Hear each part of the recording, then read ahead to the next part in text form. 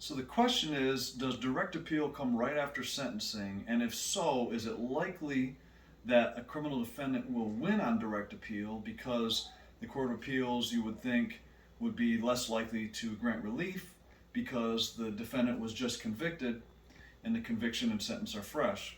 Well, the answer is that it's actually more likely, in my experience, for relief to be granted on direct appeal if you have a good lawyer and good arguments.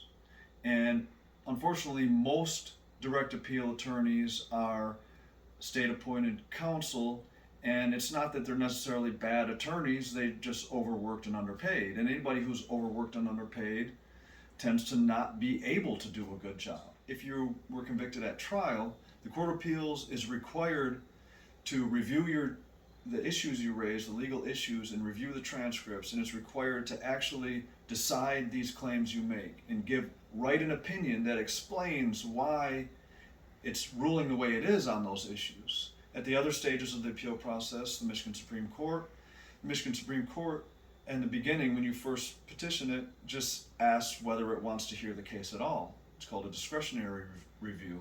And it's similar with the 6500 motion. The judge is supposed to write an opinion, but it goes back to the trial judge, and they're usually reluctant to overturn their own decisions that they made. A lot of people believe federal court is the most likely place to obtain relief. And in some cases that's true, because federal judges tend to be more fair. They're appointed for life and they're not elected in the next election. On the other hand, there's a lot more legal barriers to relief than there are. The federal court has to find that the state court's ruling was unreasonable, that it was even worse than the constitutional violation. It was an unreasonable decision, and so that makes it harder. But if you get a good judge, if you happen to get a good federal judge, that's the place you're likely to be granted relief.